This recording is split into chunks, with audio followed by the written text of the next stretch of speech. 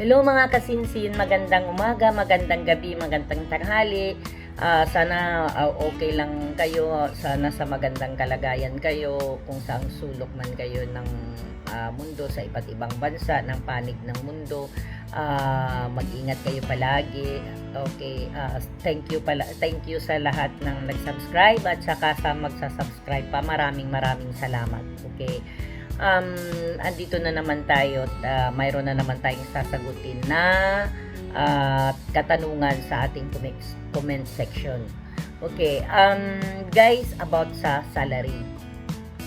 Sa salary naman, hindi depende sa rate, pero kung ang itatanong nyo kung ang tinatanong kasi nila doon, magkano daw ang sweldo dito.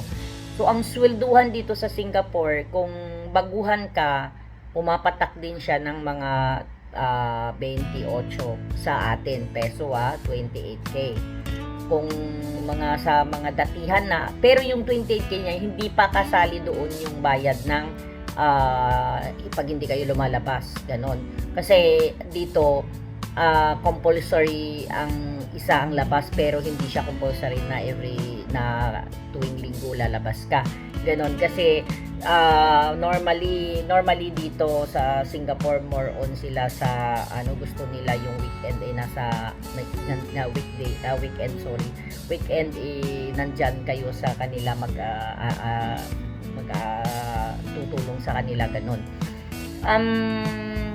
Mayroong ibang amo na nagbibigay ng every Sunday, mayroon din na hindi. Pero ang salary, pero pag hindi ka lumalabas, binabayaran dito. Okay? So, yun.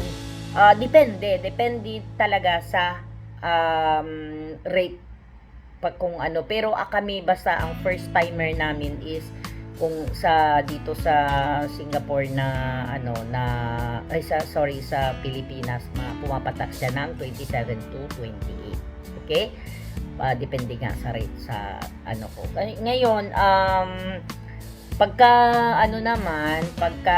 mga datihan na, depende din kung mayroong ibang amo na yung pagka maganda yung record, maganda yung maganda yung record mo dito dati, pumapatak din siya sa 30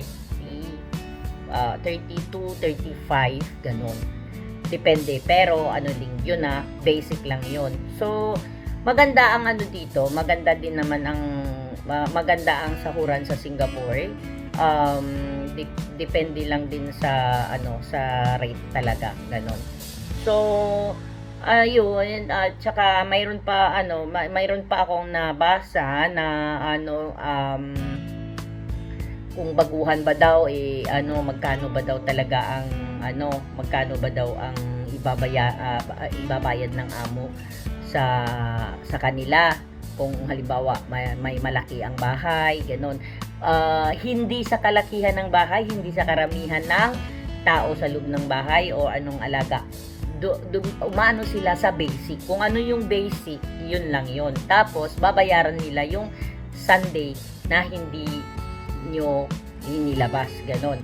Pero syempre, depende pa rin sa employer. May ibang amo na nagpapalabas every Sunday. May ibang amo na palalabasin ka lang once a month. Pero babayaran the rest, ganon. So, yun. Siguro, depende kasi may nagtanong doon na kung magkano daw kung mas malaki ba daw ang sahod ng Singapore kaysa sa Dubai. Hindi ko guys alam magkano ang rate ng Dubai. Wala akong idea kung magkano ang rate nila. Basta dito sa Singapore, yun ang rate ng mga first timer. At saka yung dati na dito nagtatrabaho, ganon. Tapos may nagtanong kung ano ba daw may termination dito. Guys, walang termination dito, pero mayroong return. I-return ka lang sa agency kung ayaw nila sa'yo, ganon. Tapos hahanapan ka uli namin ng amo, ganon. Pero may termination dito kung halimbawang gumawa ka ng hindi maganda, labag sa kalooban, tulad ng mangungutang ka dito, yung sinasabi nilang loan shark, ganon. Yun, bawal talaga. Bawal na dito. Hindi ka magbebenta hindi ka magsasanla ng passport mo, pero mangungutang ka ng tubuan, bawal din dito yun. So, Sana nasagot ko yung katanungan nyo guys. Kung mayroon man akong naiwanan na mga katanungan na hindi ko nasagot, basta mag-comment lang kayo at isasagutin natin yan sa sunod sa next video natin. So maraming salamat sa lahat ng mga nagsuporta at nagsasubscribe sa ating YouTube channel. Thank you so much at sana nasagot ko lahat ng mga katanungan nyo. Maraming salamat. God bless and bye. See you next episode natin. Basta pag may katanungan kayo, mag-comment lang kayo at sasagutin natin sa sunod. Thank you. Bye.